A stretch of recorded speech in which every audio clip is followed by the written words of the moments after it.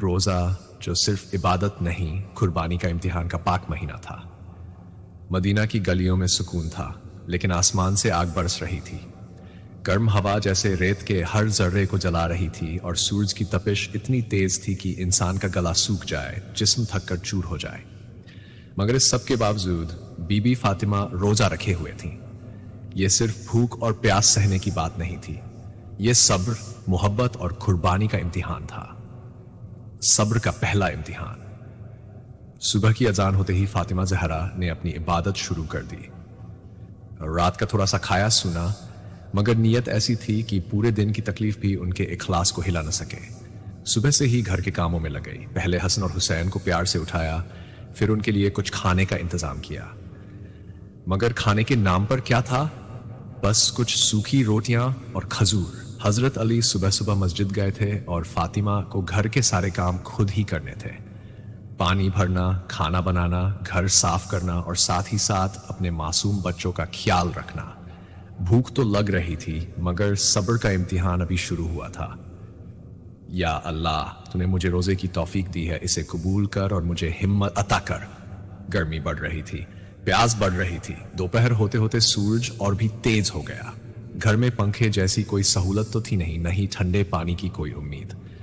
बस एक मटकी थी जिसमें हल्का गुनगुना पानी था। बच्चे खेलते खेलते थक गए थे। हसन अस ने धीरे से अपनी माँ का हाथ पकड़ा और बोले, अम्मी, पानी मिलेगा? फातिमा ने प्यार से अपने बेटे का माथा चूमा और उन्हें पानी पिला दिया। हुसैन भी अपनी छोटी सी प्याली लेकर खड़े हो गए। फातिमा ने उन्हें भी पानी दिया, मगर खुद बस हाथ धो लिया और एक गहरी सांस लेकर अल्लाह का शुक्र अदा किया। शाम का वक्त, भूख से जिस्म थक चुका था।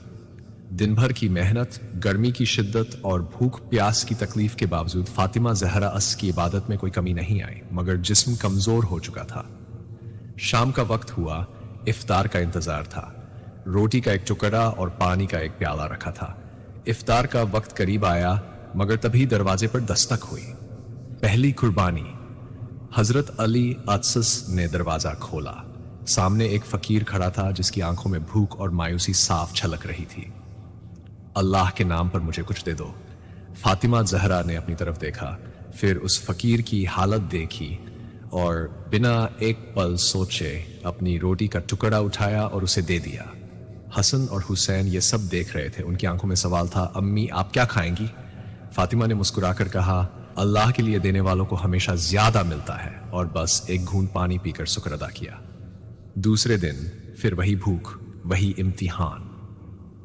सुबह हुई, रोजा फिर रखा, फिर वही हालात, फिर वही तकलीफें। शाम होते ही जब इफ्तार का वक्त आया तो इस बार एक यतीम बच्चा दरवाजे पर खड़ा था। उसकी आंखों में भी वही सवाल था, कुछ खाने को मिलेगा? फातिमा जहरा ने फिर वही किया, अपनी रोटी उसे दे दी। तीसरी रात, आखिरी इम्तिहान। तीसरा दिन आया। भूख से जिस्म और भी कमजोर हो गया था, मगर फिर भी रोजा रखा। फिर वही मेहनत, वही तकलीफें। शाम हुई। इस बार जब इफ्तार का वक्त हुआ तो दरवाजे पर एक कैदी आया जिसने कहा, मैं 3 दिन से भूखा हूं। इस बार भी बिना कुछ सोचे फातिमा ने अपनी रोटी उठा ली और उसे दे दी। 3 दिन से सिर्फ पानी पर रोजा था, मगर उनके चेहरे पर शिकन तक नहीं थी। फरिश्ते भी झुक गए। इस कुर्बानी को देखकर खुदा इतना खुश हुआ कि जिब्रील हजरत मोहम्मद के पास आए और कहा, ए नबी, अल्लाह ने आपकी बेटी की कुर्बानी देखी और उसके बदले जन्नत को उनके नाम से सजा दिया।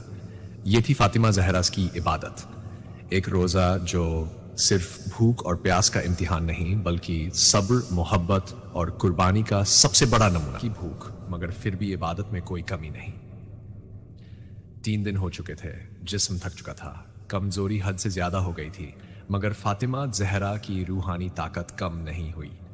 उनकी आंखों में वही नूर था, वही मोहब्बत, वही सब्र। 3 दिन से सिर्फ पानी पीकर रोजा रखा था। कोई और होता तो कब का विश हो चुका होता, मगर फातिमा के लबों पर बस यही था, अल्लाह तूने मुझे आजमाया और मैं तेरी आजमाइश पर खरी उतरी। मेरी ये छोटी सी कुर्बानी कबूल कर। हसन और हुसैन भी भूखे थे, मगर उन्होंने भी अपनी अम्मी से सब्र और मोहब्बत का सबक सीखा था। वो भी चुपचाप अपनी अम्मी को देखते रहे और उनकी आंखों में बस एक ही सवाल था, अम्मी, आपके लिए कौन आएगा? اس رات جب فاطمہ زہرا عبادت میں تھیں تو جبریل پھر سے نبی کے پاس آئے اور کہا، اے اللہ کے رسول، اللہ نے آج تمہاری بیٹی کی قربانی سے اتنا خوش ہو کر جنت میں ان کے لیے وہ نعمتیں رکھی ہیں جو کسی اور کو نہیں ملیں گی۔ ان کی بھوک کے بدلے ایسی دعوتیں ہوں گی جنہیں نہ کوئی آنکھ نے دیکھا نہ کوئی کان نے سنا۔ نبی کا دل بھر آیا، وہ ترنت فاطمہ کے گھر پہنچے۔ جیسے ہی انہوں نے اپنی بیٹی کو دیکھا تو ان کی آنکھوں میں آنسو آ گئے۔ اے میری پیاری بیٹی، تم نے 3 دن سے کھانا نہیں کھایا۔ فاطمہ نے سر جھکا لیا۔ ابا، جب تک دنیا میں کوئی بھوکا ہے میں کیسے کھا سکتی ہوں؟ یہ سن کر نبی رو پڑے۔ خدا کا انعام، اگلی صبح جیسے ہی فاطمہ اٹھیں تو گھر کا ہر کونا روشنی سے بھر گیا۔ اللہ نے ان کی قربانی کو قبول کیا تھا اور تبھی ایک آیت نازل ہوئی۔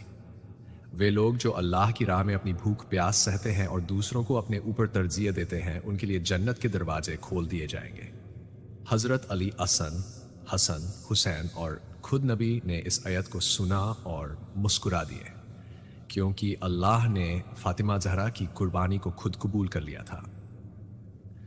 سبق جو ہر روزے دار کے لیے ہے، یہ روزہ صرف بھوک پیاس کا امتحان نہیں تھا، یہ ایک پیغام تھا کہ روزہ صرف کھانے پینے سے پرہیز نہیں، بلکہ دوسروں کی تکلیف کو محسوس کرنا، دوسروں کے لیے قربانی دینا اور سب سے بڑھ کر اللہ کی عبادت میں اپنا سب کچھ لٹا دینا ہے۔ آج بھی جب ہم روزہ رکھتے ہیں تو کیا ہم فاطمہ زہرا کی طرح کسی بھوکے کو کھانا کھلاتے ہیں؟ کیا ہم بھی کسی یتیم کی مدد کرتے ہیں؟ اگر ہاں تو ہمارا روزہ بھی قبول ہوگا، اور اگر نہیں تو ہمیں پھر سے سوچنا ہوگا، کیا ہمارا روزہ صرف ایک بھوک پیاس سہنے کا نام ہے یا پھر اصلی عبادت کا